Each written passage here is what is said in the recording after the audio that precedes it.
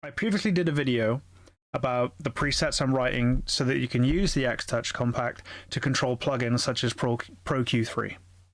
However, you were limited to MCU mode, which basically meant this, right? They'd get the X-Touch, they'd plug it in, they'd download CSI, and all of a sudden they can control their sliders and they can do their panning and things like that on the tracks you can see down in the bottom. But if they clicked on Pro Q, they couldn't control it at all. So I wrote a preset which would allow you to control Pro Q3. But there was a limitation. With the MCU mode, what would happen is you could control all the bands independently, but only the rotaries 1 to 8 behaved as twists, like this. So you can have really smooth motion. But then rotaries 9 to 16 didn't work as rotaries. I mean, technically that's a lie because 15 to 16 do, but 9 to 14 act as push buttons, which means if you wanted to change the queue of stuff, I'd have to set up predetermined sizes for people where they could push in the button and it would cycle through. And if one of those shapes wasn't the right shape for you, well, you know, you're kind of out of luck. There's nothing you can do about it except swap over to using the mouse. And that's not ideal. So the next thing that people would do is try booting the desk up in standard mode.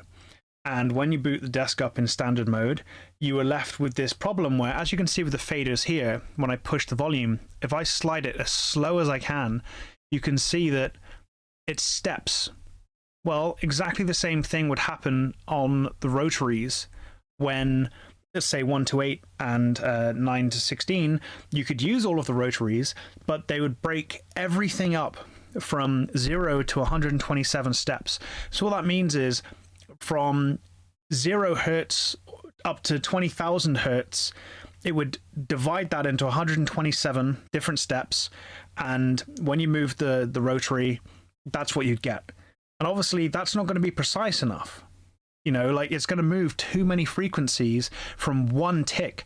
So if you imagine me pushing this up, if you imagine this was a frequency instead of gain, it would jump like this. And there was nothing you could do about it except swapping to a mouse, which sucked. So thanks to some incredible people on the Reaper forum, which from memory was Michael Schell or Schnell, it was Mix Monkey, FunkyBot, and obviously Jeff Waddington, the creator of CSI.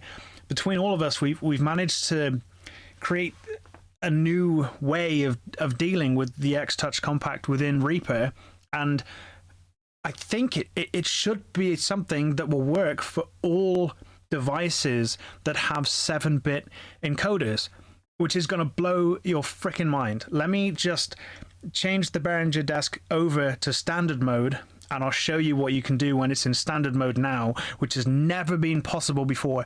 8 years this hardware has been out. 8 years. And some of the people on that forum that helped do this have 12,000 posts.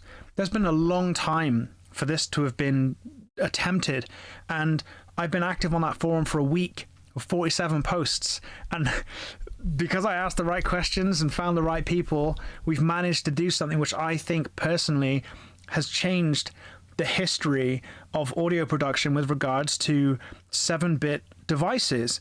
I have to show you. Watch this. I've just swapped the X-Touch from MCU mode to standard mode and changed the settings in, if I get options, preferences, scroll down to the bottom to the OSC web control. In Control Surface Integrator, I've basically gone onto the compact and I've changed it from MCU mode. You won't have these, but I'll provide them on the forum. And that now has mapped it to work in standard mode, which was coded, I think, by Mix Monkey. So we've got layer A and layer B. Layer B isn't sorted yet, but it will get sorted. So for layer A alone, this is about to blow your mind, okay?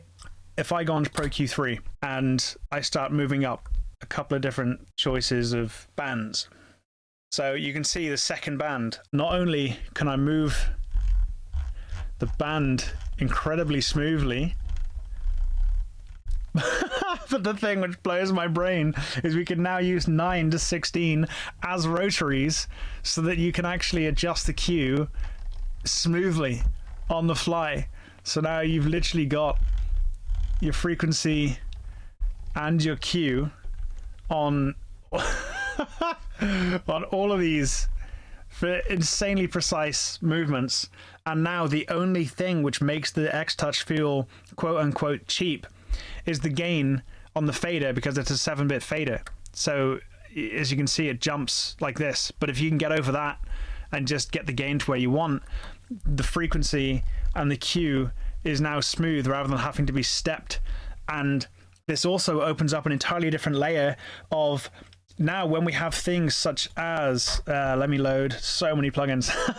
Let me load the 4000E. You can see that these are kind of vertical in their alignment.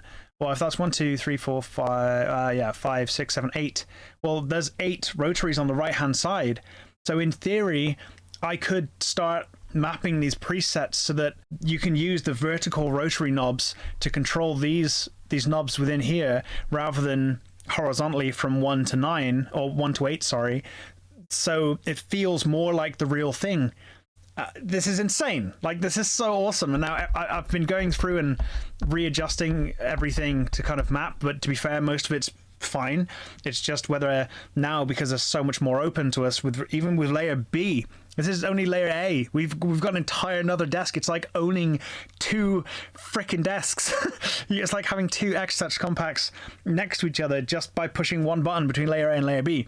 That's insane. So in theory, you could literally map 9 to 16 to be the controls on the dynamic side, and then you could literally press layer B to swap over to the next layer, and you could use 9 to 16 instead to deal with the actual EQ, which is just absolutely insane.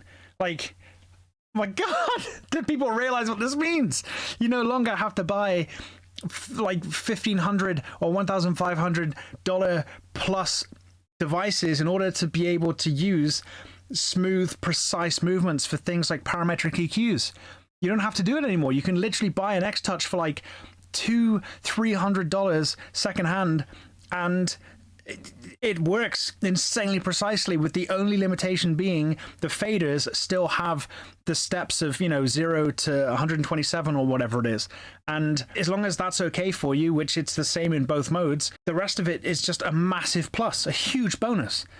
Basically, between us, what we've managed to do is across multiple countries and many 2 to 4 a.m. posts in a space of about a week, we've managed to take something which people have had 8 years to do, and we've done it in a week.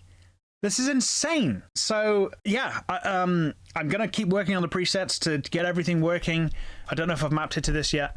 I have mapped it to this, so I can kind of go through and change all the settings on this. So I just need to think about utilizing the new rotaries and whether it makes sense to use them vertically for some of these plugins and not for others, etc., or whether it makes sense to move it so that hertz and gain are on the kind of horizontal, but Q is still on the vertical. There's so many different ways of mapping it, and I need to try and find the way that makes the most sense for the most people. Because I can't code all the different, I say code, it's not coding, it's just, writing the presets and linking everything. I can't do that for every variable possible. It's just too difficult and too time consuming. But that's it. Get excited. Buy an X-Touch compact as soon as you can, and buy my presets, but they're not ready yet. Because the more of my presets that get bought, the more money I can give back to the people that help make this possible, and then they deserve that reward. They 100% deserve it. And, if I can get a coffee out of it for making stuff, then awesome. Anyway, that's it. I've said that's it so many times, but I'm too excited. Thanks for listening, and have a good day.